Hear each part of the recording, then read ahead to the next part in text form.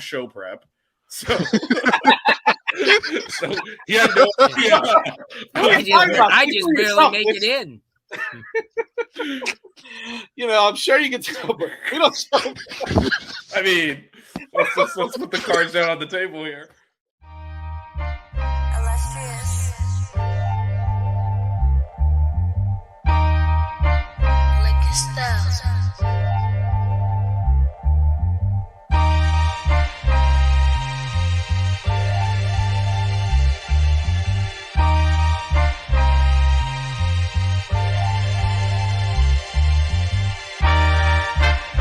Miami Hurricanes, yeah. You know the name already.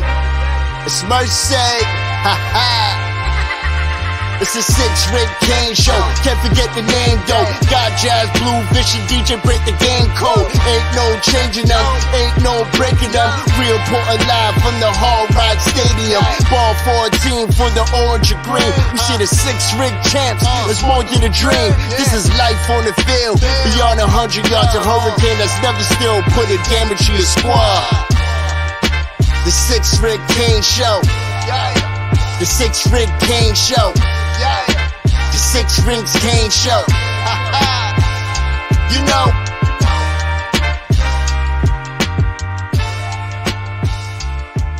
What's wrong with us? Seriously. What's wrong with us? We're Miami Hurricanes fans. Welcome to the 6 Rings Kane Show, a show dedicated to Miami Hurricane sports, featuring the legendary Larry Bluestein, Jazz Santana, Vish, and Danny Gillette. Let's go Canes. What's going on, everyone? Welcome back to the 6 Rings Kane Show, joined by my guys DJ Blue. How's it going, guys? Good. Can't complain. Good. We're expecting a Jazz Santana appearance in the next 10 or 15 minutes, so you should be with us shortly. Yeah, allegedly. Buckets joke. Wrong show. Dan Barry is in the chat as usual. Dan Barry is always on time to all of these shows. I got to give a shout out to him. Yes. Thanks for stopping by. Yep, absolutely. So, guys, last week you did a show and we had impeccable timing because about 10 minutes. This way. Yeah, so right. Let's do a quick recap and then we'll tackle these one at a time. So, about 10 minutes after the show ended, the reports came out that Miami had hired a running back coach, Matt Merritt from South Florida. We're going to talk about that. Then Alonzo Highsmith resigned. We're going to talk about that. And then Jahmile Addae resigned as well. To go to the Patriots. So we got a lot of stuff that happened in the course of a week. A day of our doing the show. So we're gonna recap all of that news. I guess we'll start with the inbound. Matt Merritt, Blue, I'll start with you. What can you tell us about Miami's new running backs coach? Yeah, good guy. Knows his stuff. Was with Golish at Tennessee, so he knew him pretty well, and comes highly recommended. I saw him last summer, got to meet him.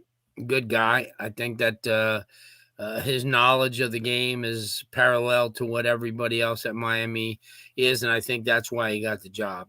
I think that because he's on the same page, he's a very bright guy, kind of like still in the stages of learning, but he's got really good a feel for the game. Yeah, good hire, very good hire. It's just so funny because everybody every time there's an opening, they'll ask me or whatever, and Dono and I says, you know what? From now on, I'll never give my opinion until they get the guy, because every time, look at how many times from all the way back from Mark Richt, no one's ever been right about any hire, any hire, head coaches. So when I saw his name and it was somebody I knew and was familiar with, and I think that, he's going to fit in very well. I think he's going to work extremely well with a position that Miami's loaded at. Yeah, and just real quick before you throw it over to DJ, thanks, Ronnie, for the kind words, and thanks for catching us live here. DJ, what are your thoughts on Matt Merritt? I actually really like the hire. I think it's also going to help that he's going to have a lot of tools to work with already, as Miami has a loaded running back room. UCF's quarterback was also a mobile runner. USF's quarterback was also a mobile runner last season. And so Merritt has experience working with that as well. And I think we're going to see mobility with Cam Ward. So I'll be interested to see how Merritt factors into the running piece as well. People like to use the term up and coming and promising when discussing young coaches, but I really do believe that Merritt is a guy that, has a long career as a football coach. And, although you hate to see, guys leave, I think Merritt is a fine addition to the staff. So Blue, last week you had said, you thought maybe it would be an internal promotion, not because, we were reporting or breaking source or anything, just like for continuity's sake. So is there any concern here that, bringing in a new, how do you think you'll fit in with the staff? Because we definitely 2 years ago had issues with the chain of command and everything else under the sun. So, do you think you'll fit in well with the current staff? You asking me or DJ? Yeah, you. Oh, yeah, I don't see why not.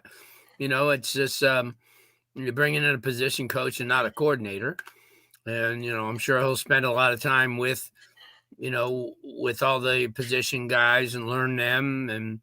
But the thing that I like is they got it done and got it done now, where there's a lot of time, you have a month before spring. So there's a lot of catching up to do, and he'll meet all the backs and he'll watch all the film, because I'm sure he is aware of them, but certainly he hasn't, spent much time because they didn't have to prepare.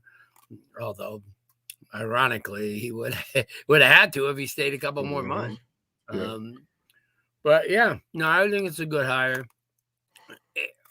People are, and I don't pay attention to what they say anymore, but all the fans, worst hire. Why don't you just go get a high school coach? What? I guess what is the criticism of the hire? Is that lacks big, but it can't be criticized because he was at Tennessee. So I saw, he lacks experience and at higher level programs, and he says nobody knows him. What? Those things, and I just shake my head. But those are guys who have no clue, and because when you have a horse in a race, and maybe somebody wanted Cooney or somebody wanted somebody else that they had in mind, if they hire somebody else, it's like just like the DB position. There's a lot of people out there now that are throwing names all over the darn place, and it's tough to speculate. Yeah, we'll talk about that in a minute. But just back to Merritt. So yeah, I'm not that familiar with him, but just looking at his career, feels like a logical progression. He's an analyst at Tennessee, running backs coach at USF. Next, it's a Power 5, major program job. It's kind of how people ascend. Like, you're not going to get everyone with power. Like, not everyone's going to be stolen off of another major program staff. That's not how any of this works. So, on that point too, I think it's also important to show for successful programs that they can be a developmental school for rising coaches as well. Not all the time. You don't want to be known as developmental year after year after year, but that could make you a more attractive coaching destination down the road if you show that you can develop and advance your coaches to another level or a major head coaching job down the road. Yeah. And that is, he played at the D3 level, so obviously he's worked his way all the way up. Yeah, and obviously times have changed, but that is how Miami was always a stepping stone program. That was the allure. It's jumping off point for the NFL for coaches. Obviously things have changed now, but yeah, there's nothing wrong with reaching down to another FBS school and taking their running backs coach. Kind of last question around the running backs, and I'll toss this up and either of you can take it. How much input do you think you'll have in terms of what the running back rotation is? DJ and Blue, both of you mentioned that it's a loaded room. Is this a fresh start for the running backs to kind of impress and maybe shake up the depth chart, or do you still think it's kind of going to be where it is? From my standpoint, I don't know how much shaking up you're going to do it. It's usually going to come down to, who's the best running backs, and it'll shake out no matter who's the running back coach. I think that the springtime here is going to be very vital. The next 3 weeks are going to be extremely important because he's going to sit back, watch film, get in there with the coaching staff and talk to them, and it'll be a progression. And I'm sure that Mark Fletcher is not going to go down to 4 in the depth chart, just because someone else arrived. It just adds to what I call one of the most important springs in years. And I know you agree, DJ, because we had talked about this, how important, and especially adding a new coach is and let's keep in mind they added this coach early enough. Yeah, for sure. And I think it's also important that, the coach makes his own decisions based off of what he sees and not what others think the rotation is going to be. Because quite honestly, we have, like we mentioned, we have a loaded running back room. And I think, the only way the hierarchy is going to change is based off of what he sees. And, also with some input, I would imagine, from Shannon Dawson as well. Because unlike past years, again, have a running quarterback. So that could help, ease things in the running game as well. I don't think that will, affect the rotation too much, but it does offer a different element that Miami hasn't had for a full season since De'Aaron King, I believe. So. Yeah, it'll be interesting to see how that shakes out because, again, we've been talking about this quite a bit. We're over scholarships. Yep. So, it's going to be a very intense couple of months for the whole program. But, new voice in the room. If it doesn't click with someone, they might be looking for true pasture somewhere else. Yeah. Yeah. Okay, so that was news number 1. News number 2, we'll go coaching next. Jahmile Addae to the Bills. I think I said Patriots earlier. I mixed them up That's with okay. Zoe. So Jahmile Addae to the Bills. Obviously, that's a promotion, right? That's a promotion for him. It's NFL coordinator program. So I guess first start with you this time, DJ. Your thoughts on that move? Like, what is that? What does that mean for him, and then also for our program? I think it's a loss for the program in the sense that Addae was a good football coach. I think again, this will give another coach an opportunity to, whether it be, in or outside the program, an opportunity to kind of step up and make a name for themselves. I mean, Addae, I thought was, a sound coach in the sense that he knows the game and he knows how to develop talent. And, he doesn't only know the corners, he knows, safeties and things like that. So he brings a variety of experience to Buffalo and wherever he goes. And he's a very well-rounded football mind. So, I think for the Bills, this was a very solid hire. You're seeing more and more, younger coach, kind of leaving for the NFL. And, we kind of talked about it, although a different scenario with Jeff Hafley of Boston College, kind of went to the NFL after being in the college game. And, I think yeah, exactly. And I think Addae, is just another instance where, he could really make a name for himself in the NFL. So I think it's definitely a loss for Miami, but it's really a chance for Addae to show that he can, be a successful NFL coach as well, because he's had success everywhere else he's gone, both on and off the field. Yeah. Lou, go ahead.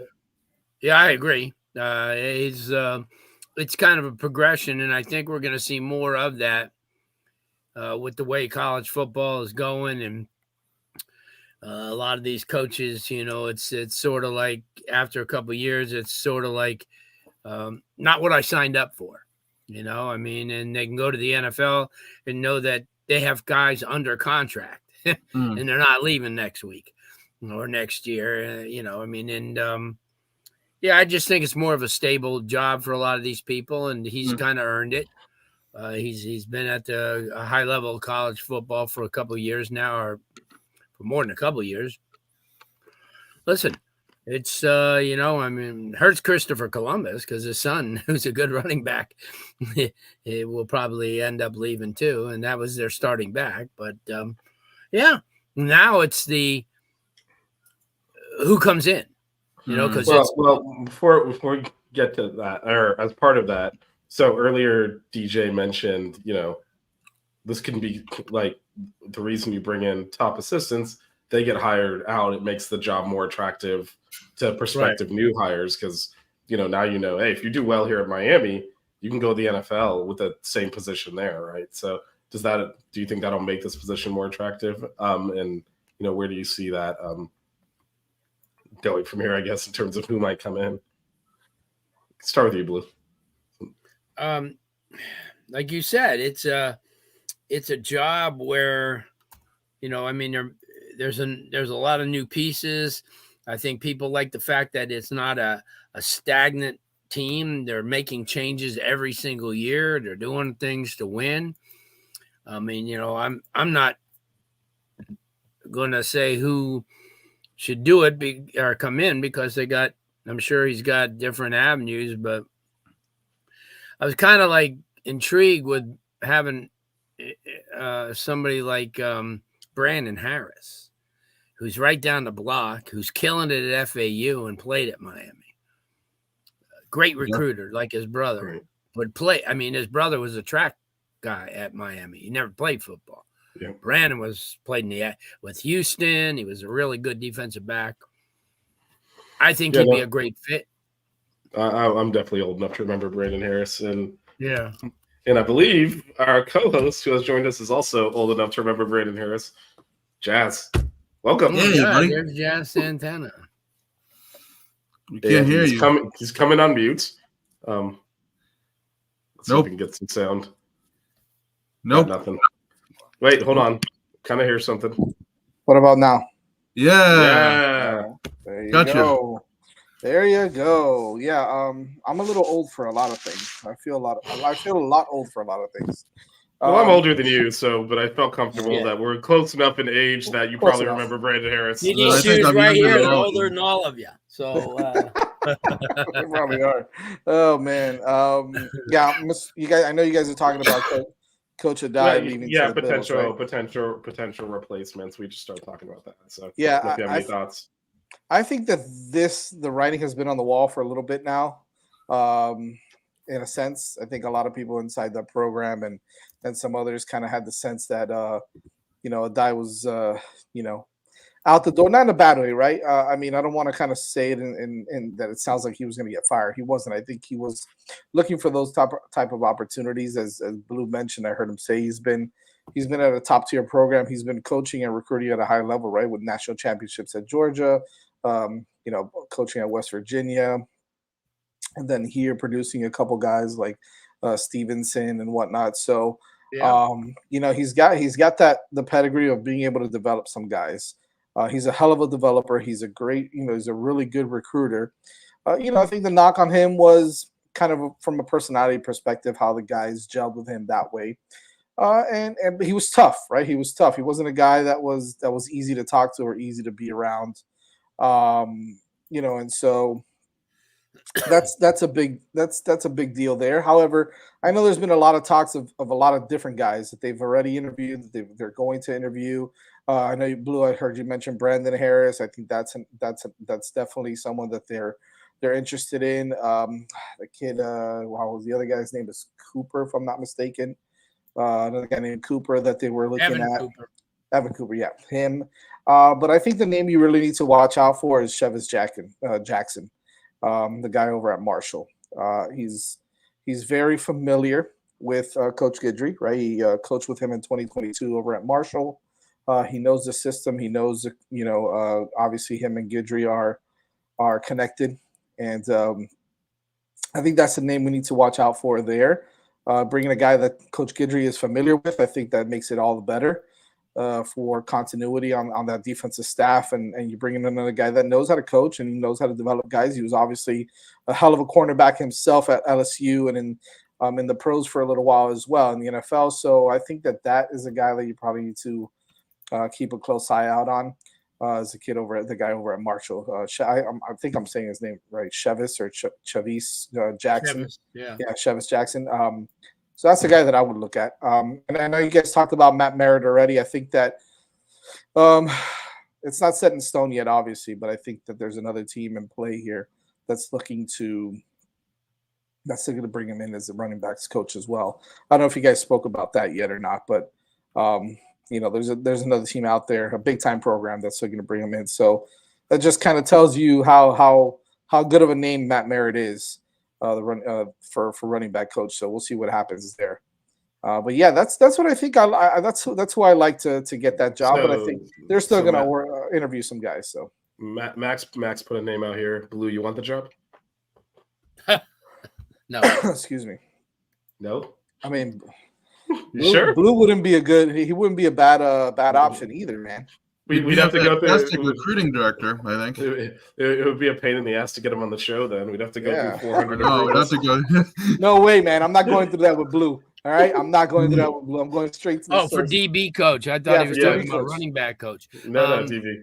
But I will tell you this: Anthony mentioned Sam Madison. I would go to Pat Surtain. Yeah, because he really hasn't. His family hasn't even moved up to Tallahassee. Well, if you can steal him from Florida, from Florida State, which is, I mean, it's not out of the realm of possibility. He's got no allegiance. He went to Southern Miss, so he doesn't really care. I mean, I think if they could give him the same money that he's making up there, plus he gets to live home here and get to see his wife and his kids once in a while, I think he'd like that. I spent a lot of time with him up at the state championship game. Sam Madison ain't leaving the Dolphins. No. Jesus, he's the next defensive coordinator somewhere. He's a great mind. And I kind of agree with. I think someone mentioned that does it make sense to? I don't know if makes sense is the right way to say it, to bring in a coach from the NFL, because I mean coaching from the NFL to college is a whole different animal. Some guys are built for it. Especially now. Some are not. Absolutely. Mm-hmm. But why not get a young, hungry guy in college football that's, kind of been proven to develop some guys. I don't really care what school he comes from. I think familiarity is important in this system with Coach Guidry. That's why I like Jackson. But I like Cooper. I like Harris. I like all the names that we've kind of thrown out there. I love, I love Pat Surtain as well. So, I'm open to it all. So I really am. But I think Jackson at the end of the day is the guy that I could see coming over here for sure. Well, Cooper's a local guy. Yep. He went to Delray Heritage. His dad, Miami Killian, played at Michigan. So he's, I mean, he's a really, I mean, the key to a lot of these guys is they're good teachers and they're good recruiters. Right. And you see, that's the positive now that I say with Brandon Harris, because he's a hot commodity and a lot of people see what he's doing up there. Under Tom Herman, who's, when you look at it, Tom Herman's coached at a high level of football for a long time. So I think all the guys that are up there with him are getting a good lesson. And I think that Brandon's real. I like I happen to think that the Harris family is real good. Yeah. Apparently Sam Madison didn't get retained by the Dolphins. So he didn't? No, apparently Max said it and somebody else mentioned the thing earlier too. Geez, so. I didn't know that. Yeah. But either way, I still think Pat Surtain is a more likely candidate or opportunity, prospect than Sam Madison would be. I think if Sam Madison, Sam Madison may look for a defensive coordinator position in college. Who knows, right? He may look for something like that. But okay. I'm with you, Blue. I don't think Sam Madison coming to Miami. Yeah, he'll get another NFL job. Remember, he was with the Chiefs for 3 years. Yep. When they went to the Super Bowl. So, yeah, he's really good. He's really good. Cool, man. That'd be ironic if they get Sam Madison and Pat Surtain. Wouldn't that be something? As coaches with Miami. One coaches the safeties, the other one coaches the DBs. Yeah. Guidry only has to worry about the whole defense. That'd be sweet Right. too, right? That'd be a pretty cool thing. I could see Miami doing that. I could see Miami going after, trying to hire a guy, maybe a grad assistant or an analyst that'll focus on safeties. I think that would be huge for Coach Guidry as well, to be able to just focus on the whole defense. So that would be pretty cool. What else you got, Vish? Vish, you're man in the show today, bro. It's on you. It's on you, man. What I've got is a bad cough, and I'm glad you showed up because I don't like talking right now.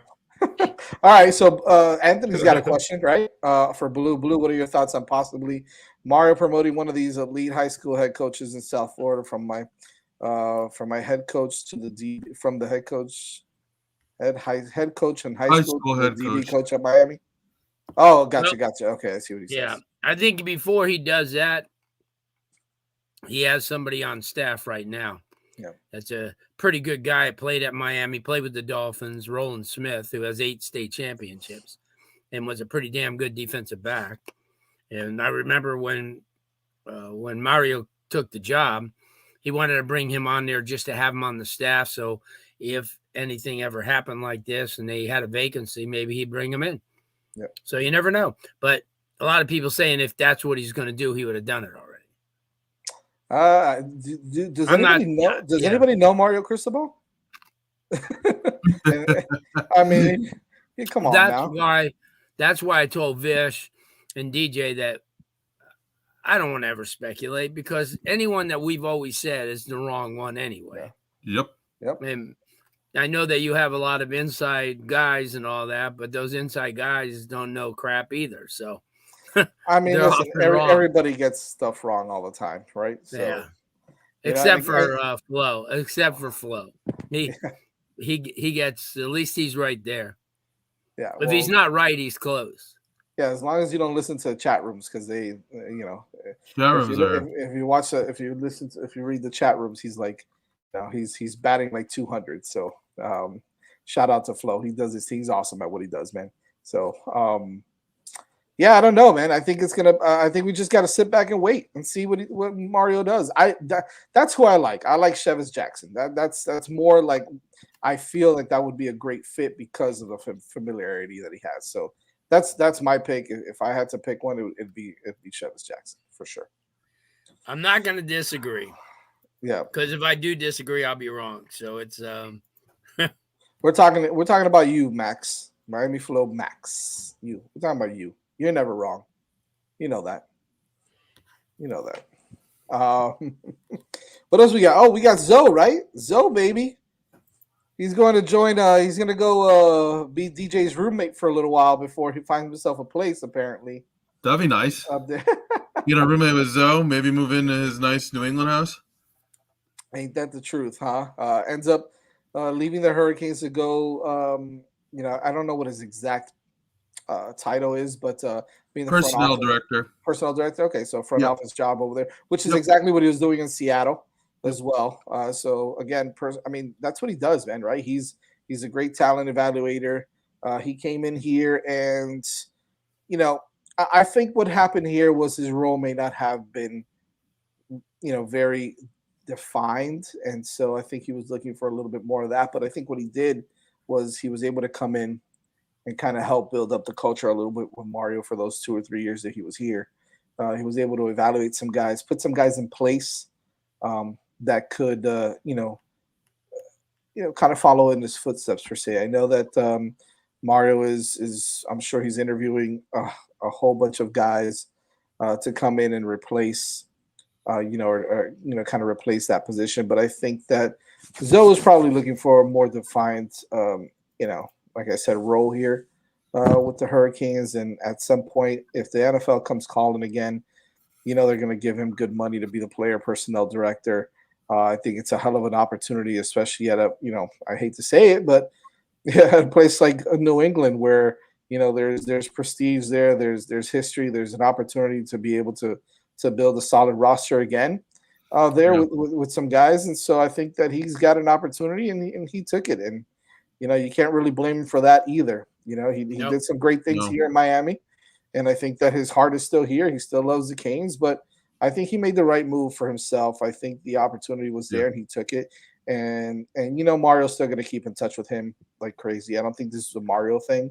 I think this was Zoe kind of wanting to move on to the NFL. What are your thoughts, Blue? DJ, I know you're a New England guy, so what are they saying up there about him?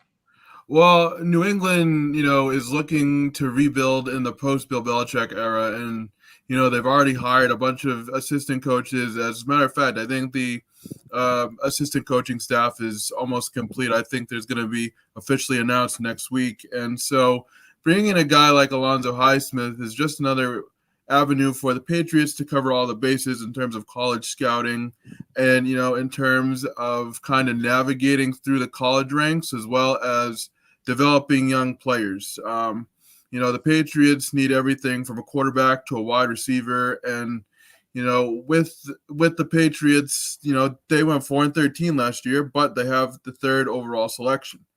And, for all of Bill Belichick's greatness as a head coach and things like that, he really kind of whiffed on the last couple of drafts. So not only do they have to build, and try to land, good picks in this year's draft, but they also kind of have to rebuild the organization to where they want to be at a level where they can compete. I mean, I'm sure you all watched the Super Bowl and you saw how the Chiefs and 49ers were just so sound on both sides of the football. And, so I think Zoe will be able to bring kind of a, college development type of connection to New England. It's what the Patriots need in terms of just, trying to get talent back on the roster again in the post-Belichick era.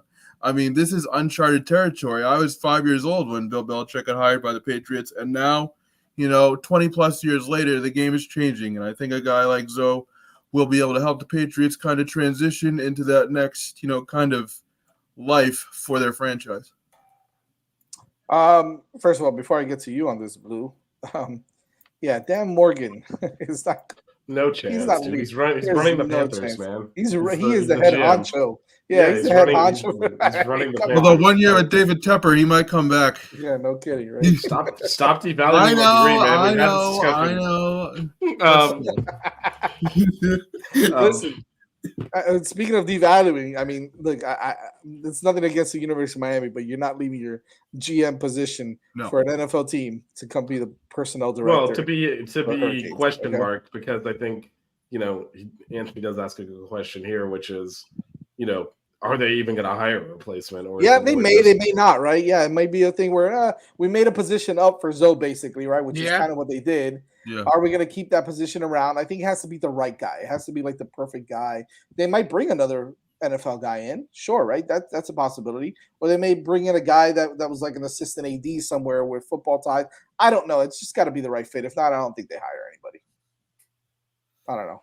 It's not a necessary position. No, it's not. Yeah.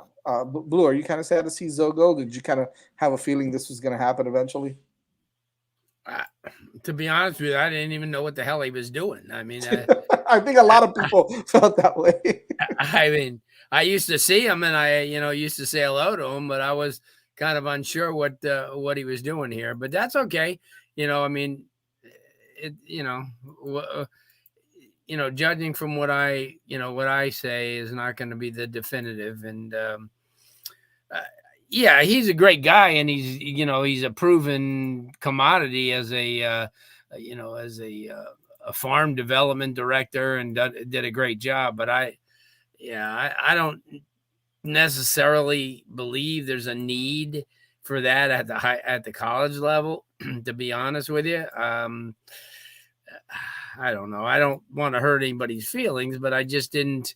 I think they make the Ed Reeds and these type of jobs just to keep the alumni happy that, hey, listen, we're bringing back somebody. And I don't know. I'm not going to blow anything up. And I don't want to make everybody upset at me, but I just never understood, why you would hire somebody like that at the collegiate level, but they did. And as you mentioned, he's a really good guy, obviously, and good people, good, community guy. And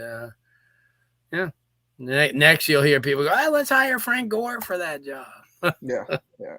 I think you're 100% right, Blue. I honestly do. I mean, I think it probably is good to have these guys in the building, maybe for somebody to lean on. But I think a lot of these titles, throughout college football are, they kind of have no sense of direction at times. Well, and this is the thing, right?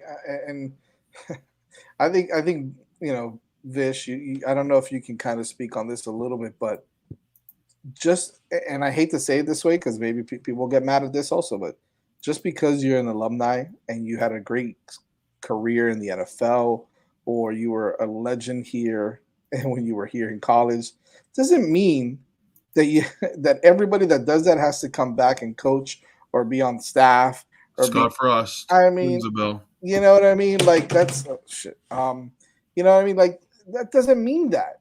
We don't always have to hire guys that played at the University of Miami. You hire the best guy, hands down, bottom line, right? That's what you try to do at least, right? You don't have to get a guy.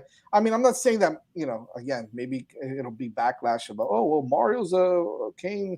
Well, look, I think he was a great hire, but that doesn't mean that everybody has to, oh my God, he used to play at the U. I mean, Frank Gore's running backs coach. Let's go. Yeah, I mean, oh, look, Andre Johnson, Hall of Famer, wide receivers coach, Kevin Beard, get out. I mean, come on, like, it doesn't have to be that way all the time. Well, yeah, and I mean, history is riddled with great players who are terrible coaches. So, amen to that. In fact, it's often difficult for great players to be great coaches because everything was so easy for them when they were playing. Like when you're at that, when you're like the greatest of the great, it's hard to teach greatness. It's hard to teach. It's hard to teach like someone that's maybe average how to do things correctly. So you rarely see great players make great coaches. It's like Barry Bonds in Major League Baseball was a terrible hitting coach. Yeah, Jordan's another example. Has been kind of there. You go. Yeah. So I think you're kind of missing the point Jazz is making. It's not that you can't hire an alum. It's that is not the reason to hire someone. And just because someone's an alum doesn't mean you should hire them. Right. People I think this is not a uniquely Miami thing, but something we're definitely guilty of throwing out people that are frankly unqualified for positions. Oh yeah, because they're an alum, and that's definitely not Alonzo Highsmith. He was an NFL executive. No. So I mean, there's guys out there that would deserve it, like a Dorsey or a Dan Morgan. But the previous holder of that position kind of had no experience doing any of that, and no one's quite sure what he did here.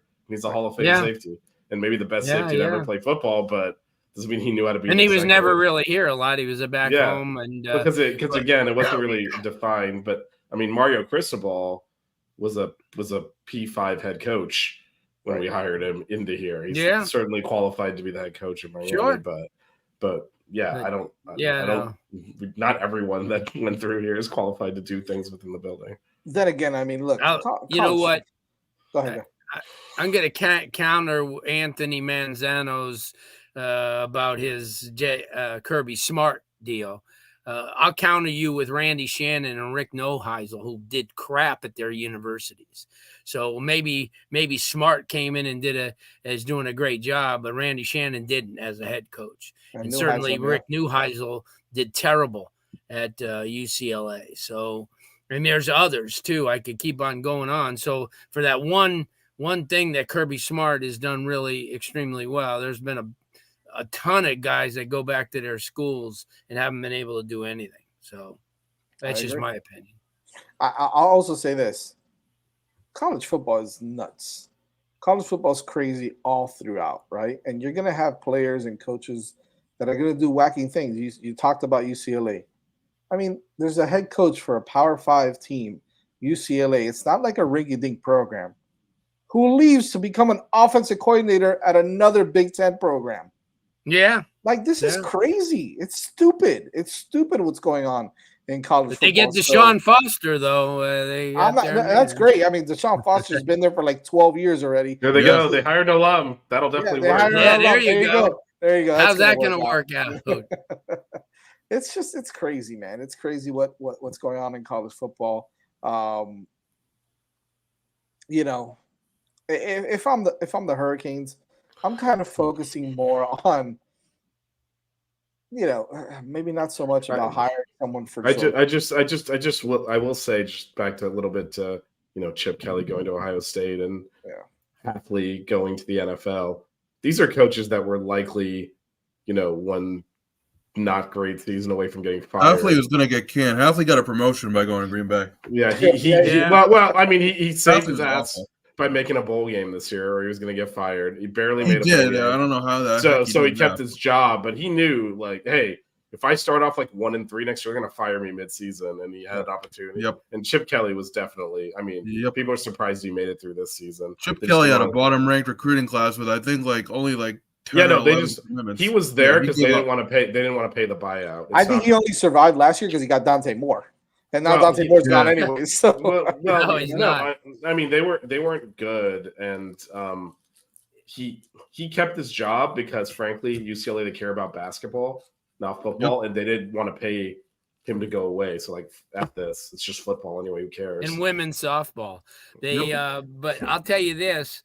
That you take a look at the UCLA position, and this is the irony of ironies. They killed USC last year, and Lincoln Riley still has his job.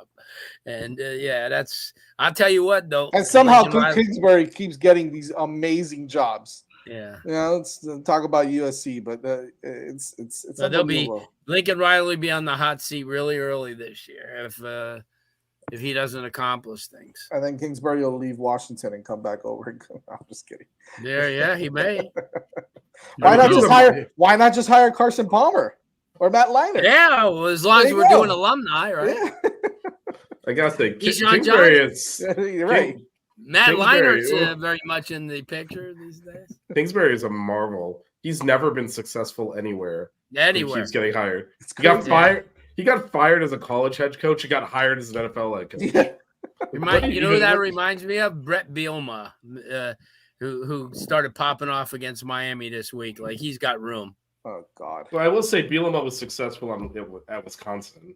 Yeah, a little bit. At least. Yeah. And he left taking over a pretty good class. Oh, no, it was Illinois, too, honestly, given where their football program is at overall. They were 5-7 last year, DJ. The year before, I think they made a bowl game. So, I mean, again, it's all about the ceilings of these programs. Yeah. Meanwhile, Miami went in and stole the two best guys in Illinois. That's why he's all that's why it's all mad. I mean, if you can't recruit Chicago and Illinois, you got a problem. So yeah, right.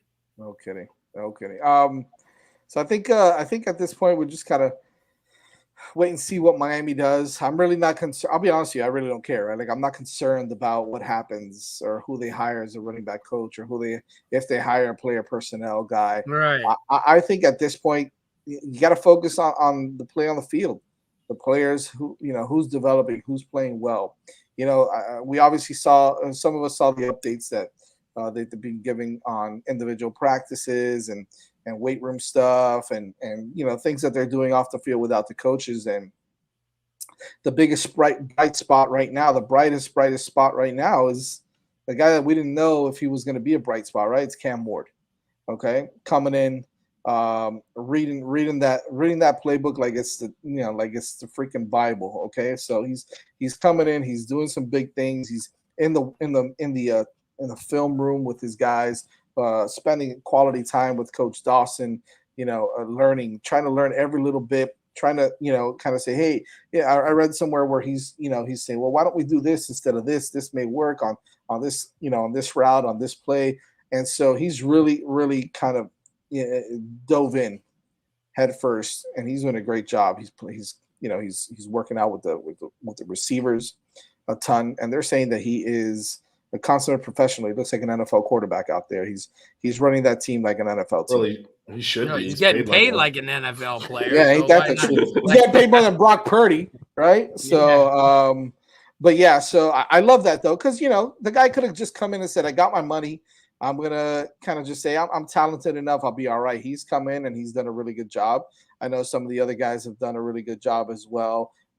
Jacoby George has kind of stepped up a little bit after his shenanigans, which is good to hear. The running back room is the charges one, were right? dropped, by the way. We did. Yeah, they were. Right. Yeah, they were. That's right. Oh, good. That's right. So good. So the running back room, and I know we'll finish off here soon, but the running back room to me is, I don't want to say the biggest question, but it's the one I'm going to be looking at a lot because rumors are the word right now is that Chris Johnson is doing really well. In off-season workouts and getting bigger and stronger. I know some of the other guys like Citizen. Everybody wants to see Citizen and AJ Allen, and some of the newcomers coming in. But I'm interested to see what they do behind Fletch. Fletcher is probably not going to see much time at spring. He's still recovering from his injury. So, I think I'd like to see what they do there. And at the tight end position, apparently Arroyo is starting to step up and really look good as well alongside Elijah Lofton. No surprise there. Lofton was a stud over at Bishop Gorman last year. I think he was the guy that we spoke about a lot that was going to come in and probably make a name for himself right away. So Brevin Jordan 2.0. Yeah, that's the guy he kind of reminds me of for sure, because he's a little bit of the shorter, but really athletic guy. So yeah, I like him. More of an H back than he is a tight end, but that's fine. That's fine. He can do it all. He can probably run. He can run the football. He can block. He can catch the ball in the slot. He can play close to the line. So I'm excited to see Lofton get some more playing time. I think the biggest question is, because it looks like there's still an opportunity at that left guard position, Blue. I know, guys like Tommy Kinsler is looking at that position. Matt McCoy is looking at that position as well at the left guard. What are you thinking from an offensive line perspective? I mean, aside from that, the rest of the guys are looking really solid right now. Who do you like there at that left guard position to kind of come in and replace Javion Cohen? There's a few. I mean, there's a few who will have a chance. And like I said, during the spring, you have an opportunity to see a couple of guys offhand. Let's see. I was just thinking before we went on, I was thinking about the line as well. Shoot me out a few names because I'm not looking at anything. Well, I mentioned Tommy Kinsler, Matt McCoy. Oh, yeah. You're probably looking at Frankie Tinalau is another kid. I think that Frankie's gotten bigger and he's gotten stronger and he's understanding the game a little bit more. The problem with him was his technique. Right. And, he had never played this game at this type of level before or anywhere close. But when I talked to him last 2 weekends ago, he seemed to embrace it. And Mauanoa was all in his corner saying, hey, he's working as hard as anybody. And I know they're spending time with in the weight room a lot. See, that's the thing. Miami's weight training program will definitely show up this spring and this season because of the fact that these kids have gotten bigger and stronger. Last year when we were at the spring game and standing next to those kids, you could see. And then during the season, because they don't let you on the field during the season, so you can't ever judge how big the kids are. But, it's Markel Bell. I know he's more of a tackle. I think he is a tackle. But he's another kid, a JUCO kid that could provide definitely some good depth, I think. Yeah, listen. To me, I want to see these guys in the spring, and if I get a chance to go in there and watch any of the practices, I'm definitely going to keep my eye on that line. To me, that's an important. We don't have to worry about defensive line because, a year from now, they may have the best defensive line from end to end in the country. Yeah. I mean, look at all the edge rushers. I was going through them the other day. Oh my gosh! I think they got something like 12 and then like another 10 on the inside. They're pretty stacked up there. So we'll see that we talked about this 2 years ago that we were saying, well, Alabama and when they got Leonard Taylor. When they got Leonard Taylor, they just got Leonard Taylor. They didn't get anybody else. And as we see with Georgia and with Alabama and Ohio State, when they graduate these interior guys and they go in the first round of the NFL, they got another one or another two to replace them, and that's where Miami's getting. And I think that over the next 3-4 years, Miami, I think, will have one of the premier defensive lines in all of football. I don't care who it is because – their edge kids are crazy good, and then you get Bain type of players in the middle. You add Scott and the prospects like that. From a defensive standpoint, the secondary is going to be fun because you got a new secondary coach but at the same time, you got a whole new bunch of faces that are coming in, and they're going to have to, get a chemistry together. So I think right now that's a spot that I'd want to watch a little bit. And I know we're going to go over to, over the roster in the springtime like we did last year and dissect everything. But I just think looking ahead that you want to get a secondary coach in place so we could start getting a chemistry. A lot of talent individually, all those guys that Miami has, they had to replace 2 really good safeties and Right. and solidify 2 corner positions. And so I think that's a question mark. We know linebackers thin, but and I think you pointed out, Jazz, with some of the guys that they got like Popo and guys like that last year, they gotten bigger and they've gotten stronger.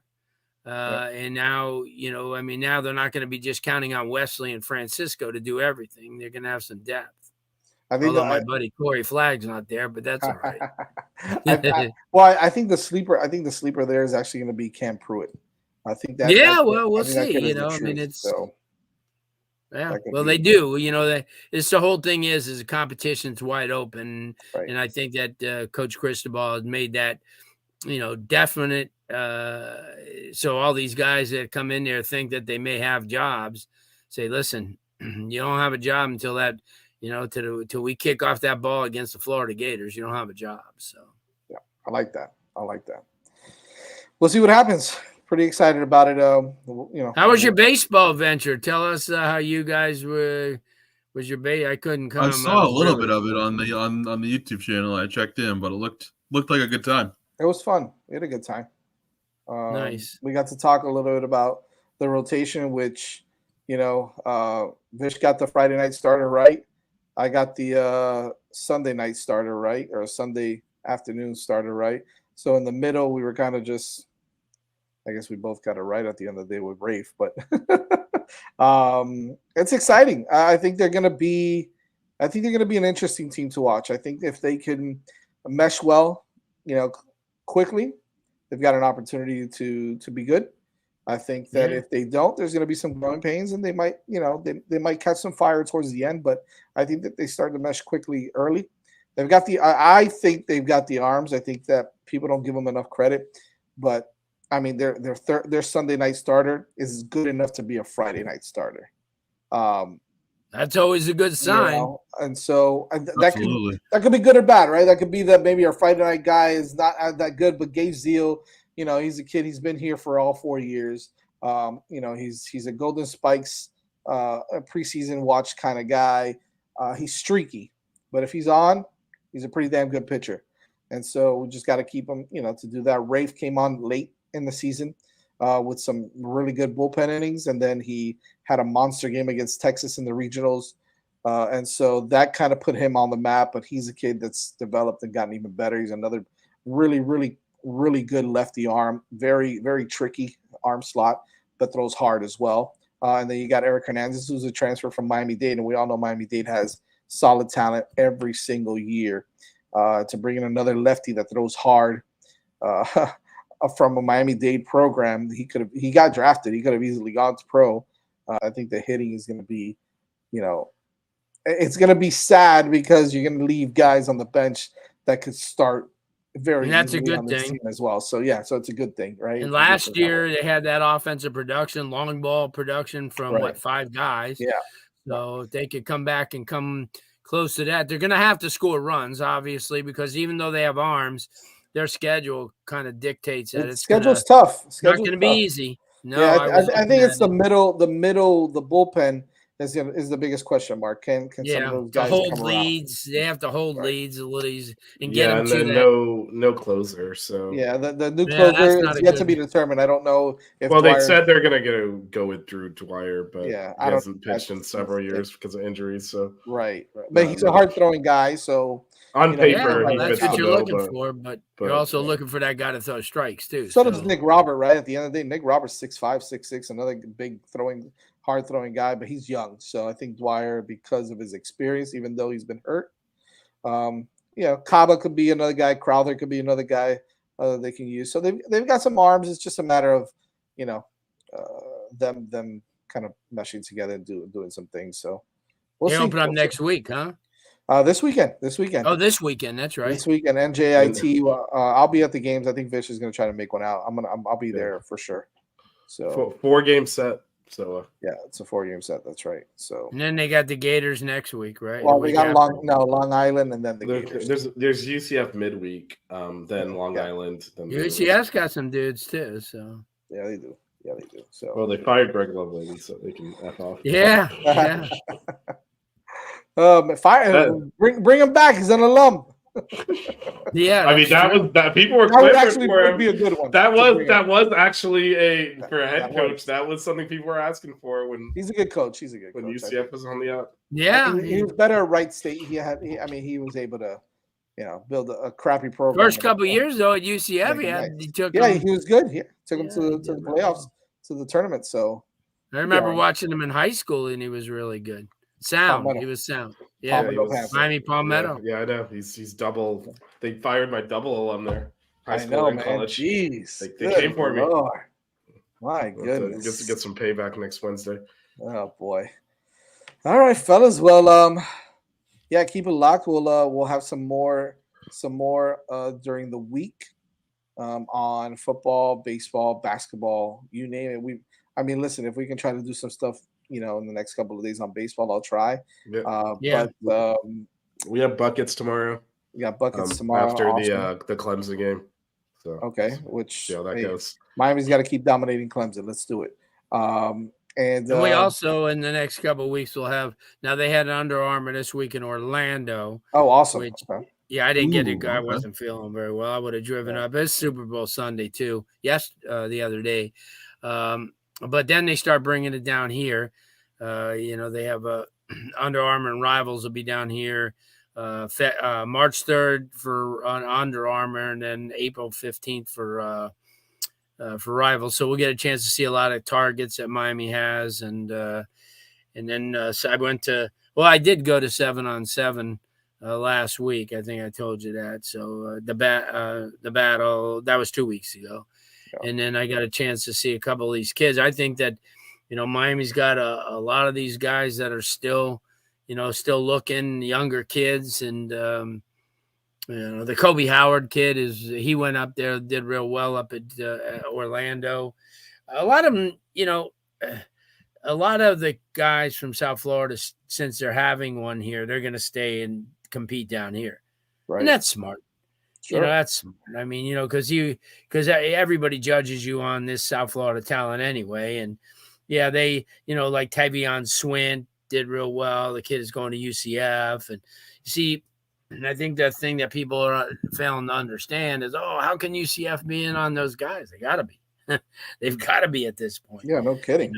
Their schedule, they could go 4-8, no problem next year. Because now they're really into the Big 12 teams. And they're playing Utah, they're playing Colorado, and, games that are not, not pushovers. So it's exciting. And, I'm, like I said, I'll be a real student during the Miami spring, and I'm going to definitely have to get out to a couple of baseball games this year and, just to check them out. I know that it's an exciting thing, and, they're going to have the Jazz Santana peanut butter and chocolate milkshake. And hey, there's a new one. It's the JD milkshake. The JD Arteaga milkshake. Yeah. What's it got in it? It's vanilla. It's vanilla, Nutella, and what is it? Oreo? Ooh. Yeah, vanilla, Nutella, and Oreo. That sounds really good. Yeah, it's vanilla. Ooh. Yeah, they got some shakes out there. We'll have the shake experience maybe this weekend. We'll see. Saturday. Right. If you're going to the doubleheader, second game, man. Guaranteed. Yes. Saturday a doubleheader. Yeah. Right. Yeah. Saturday. So Saturday is a doubleheader. Yeah. There's because the President's weekend or what? I don't know. I think they just wanted to squeeze an extra game in and get more work. I think. Oh, okay.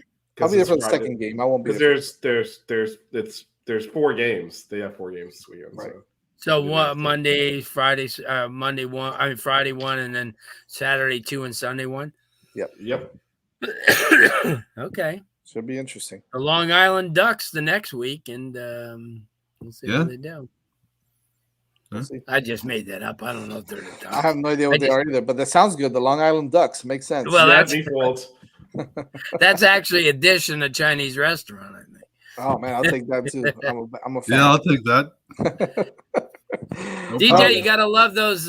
You gotta love those Dunkin' Donut commercials with all your boys Yeah. from Boston. Yeah, Yeah, absolutely. That was my favorite commercial. I'm not gonna lie. that was a great commercial. That was great. That And was we sound exactly like that, so I can't even say that they did a bad Boston accent because they absolutely nailed it. Did you know Yeah. that like hours later that jumpsuit sold out wherever it was being sold? Oh, I heard. Yeah. Wow, I didn't know that. Oh yeah. Yeah, Oh, that jumpsuit they were wearing. I'm sold assuming out. that's for Halloween, and by then people forget the commercial, and you'll be looking like an idiot. But I mean, Yeah. there's a lot of Dunkin' Donuts loyalists around here. Yeah, so I wouldn't- Boston is known Oh, for well, dunks. that's where it started up in Yeah, the yeah. Boston. yeah, but you're not gonna walk around in that thing. Oh, you'd be surprised with You'd be those surprised, Vish. You really Bostonians would. out there. I mean, there's a Dunkin' Donuts every 2 feet around everywhere. It's Yeah, still pretty Yeah. cold Like- too, so they can wear it and get away like a with That's true, dentist you in can Tijuana every other block. So it. Unbelievable. By the way, Yeah. Long Island Sharks. Sharks. The You were Long close. Island Sharks, You were close. okay. You were close. That was close. Oh man. Make sure you check us out on Twitter at No five. prize picks, or we're finished with that. Oh, let's do prize picks. Yeah, what the hell? Let's do them. Our sponsors, Mr. Price. Blues Baseball on- starting Blues on pretty track. soon. Pitchers and catchers, end of the week. There we go. Ooh, I can't wait. Baseball season is here, baby. So Okay, and so is that's prize fun. picks. Even though Yeah. football is done, it doesn't matter. It's baseball season. Forget about the NBA. It's baseball season. All right, guys. Yeah, check it out. Go log on to prizepicks.com. Okay. Oh, and I got a little secret for you on prizepicks.com. I don't know if I'm going to say it anyways. Prizepicks.com, log in, put in the code 5. They will match your initial deposit up to $100. Make sure you have a card that's not a MasterCard. They don't take MasterCard. Okay. I'm just letting you know from experience, they don't take MasterCard. So don't try to do Apple because your Apple is going to be tied to your MasterCard probably. Don't try to do PayPal because your PayPal is going to probably be tied to your MasterCard. Don't do MasterCard. Make sure you use any other card besides MasterCard. Anyways, you can choose anywhere between 2 to 5 players. Choose the over-under on the individual categories, and you can win. Baseball's coming up soon, as Larry said, as Blue said here. You've got pitchers and catchers reporting at the end of the week. So baseball's going to come up, but you still can do basketball. You can do the NHL.